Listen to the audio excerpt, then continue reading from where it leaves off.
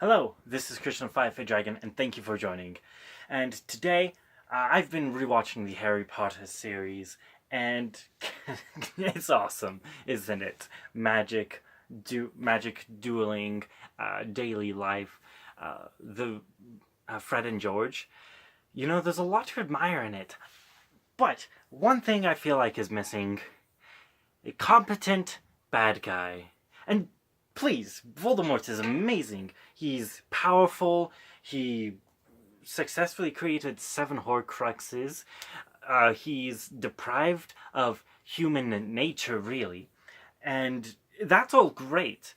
But this video is to kind of go over some plot points or some of the things that Voldemort could have done to actually have won.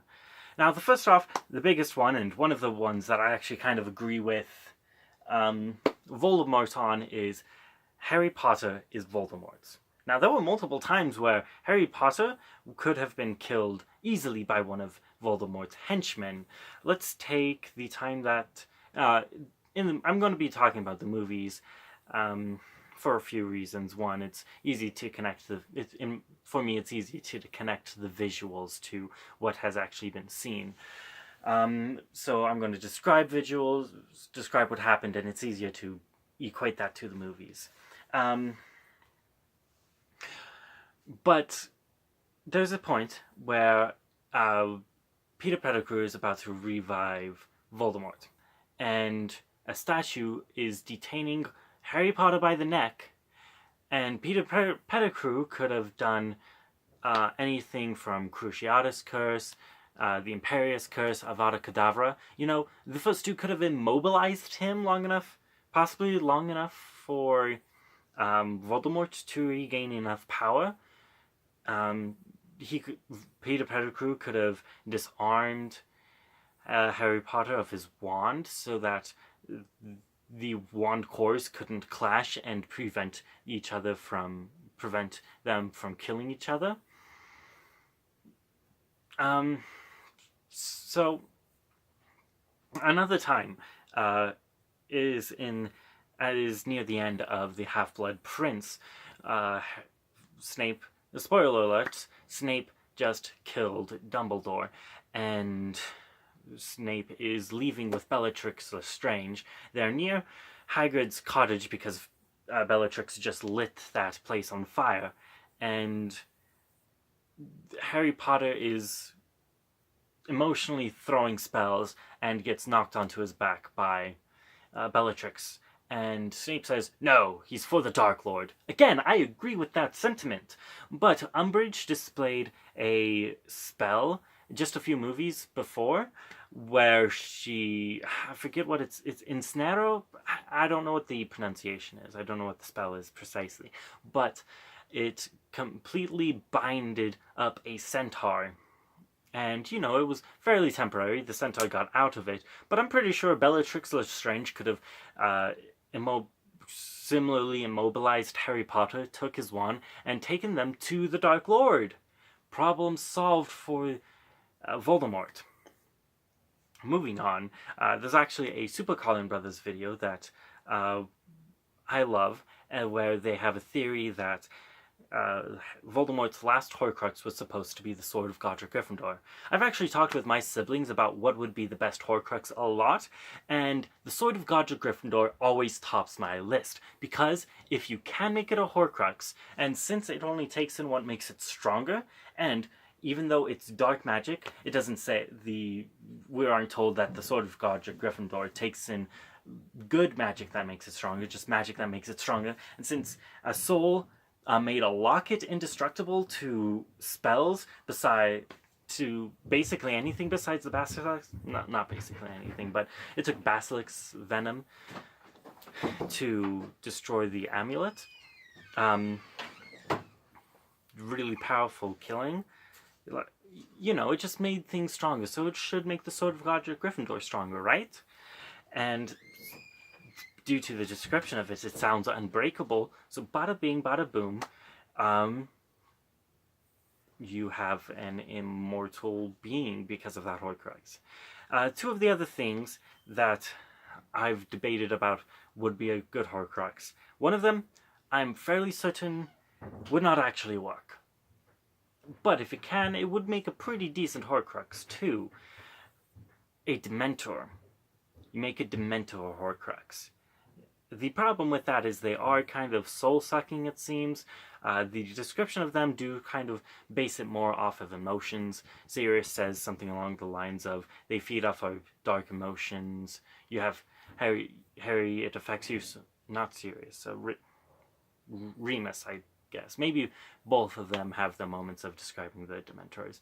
But Remus Lupin specifically says that it affects Harry so much more because there are true tragedies in his past. Dementors affect him much more because of Harry's tragedies than people like Ron, who haven't had such tragedies as both his parents dying. The next, again, I think the Dementor would destroy the soul, but if not, I don't know how to kill a Dementor. J.K. Rowling might, but I don't. The next thing was a pebble. And you take that pebble and you plop it into the Mariana Trench. Just goes deep. Like, the Mariana Trench goes a few kilometers, I think, underwater. And we can't go that far. There wouldn't be a way to get to it. The only thing possibly better would be to throw it into space. Now, the Mariana Trench is also one that I could debate with myself about, because I don't know if you have to, like, if your soul has to find the Horcrux and then you get reborn there, or if your body just dies and then comes back since you have Horcrux, you know? Because if it was the first one, if you die and you have a pebble Horcrux in the Mariana Trench and your spirit has to go back down there and get revived there, you're going to die instantly anyway. But if you can stay on land and have the pebble down there, then it's perfect. We can't get there. Maybe there's some spell or some merc person, or underwater creature, I mean, that you could get down there, but not really.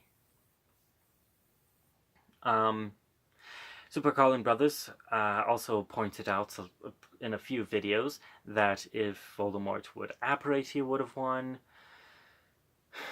Now, this is also one of the biggest ones. This is maybe the defining one. Like, there would still be Neville if Harry Potter was around, and people have theorized that Neville would have been the other chosen one. And yeah, I agree. He does somewhat fit with the parameters, and for plot convenience, and for there to actually be a story, yes, I think Neville would have to. I think Neville is the best candidate, and so he would have to be the one to pick up the slack if Harry was absent. But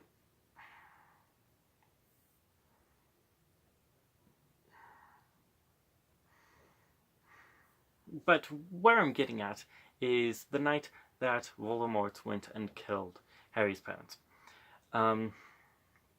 He repeatedly asks Lily Potter to get out of the way, but she refuses, and her loving sacrifice of her own life is what saved Harry Potter from the Avada Kedavra curse. He only gave Lily that chance for Snape's sake, because he respected Snape so much. And it's a great moment. It's a great story point. But Cruciatus, I just said this one a few minutes ago, Cruciatus, or the Imperius curse. Just Imperius! Throw her across the room, she lives, Avada Kedavra! Dead Harry baby. Dead Harry Potter baby. I'm not here to be heartless, but I just want the intelligence in these bad guys, and you know, hindsight is 20/20. Like, I've had time to go over this, that J.K. Rowling may have not taken or considered. But there are just ways that Voldemort really should have won. It's personally distracting for me in this series. It's a great series. I love it, and I own it on DVD. I'm going to rewatch it multiple times a year. It's amazing. I love the magic. But there are just some things distracting, like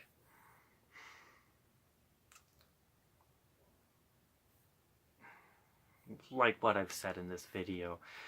Voldemort should have won. He should have won. It would have been terrible if he won, but he should have won.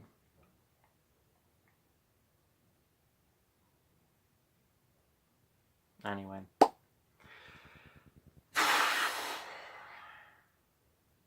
Well, I guess you guys learned something about me. I root for the villains. Real life, I try to be angelic, so I take out my dark side in video games and rooting for the villains. And I'm not ashamed of that. Like, being the bad guy's fun. Rules are made to be broken. Viva la vida.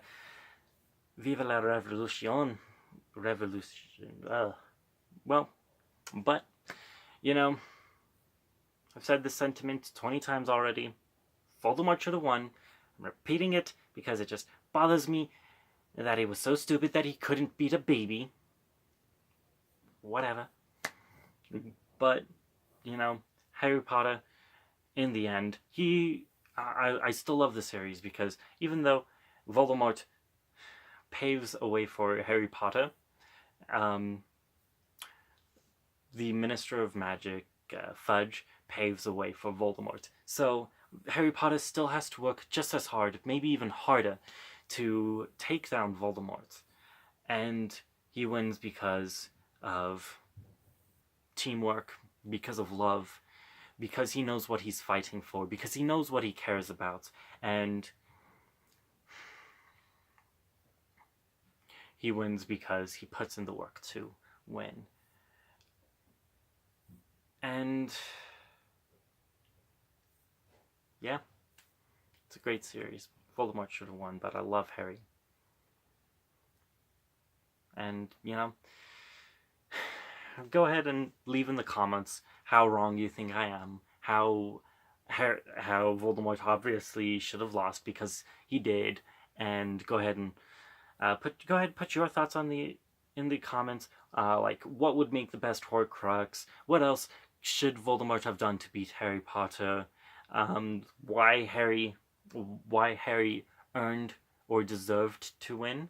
Go ahead and leave all of that down in the comment sections, as well as remember to like and share this video. And before I go, I just have a quick announcement. I am a comic book writer. I've been doing it for a few years. I've kept all the projects like personal to me, to friends, to family. But I'm actually starting a Kickstarter campaign for one I'm calling Milix Empath and the Exorcists of Laputa High. It is a long title. Please roll with me on it.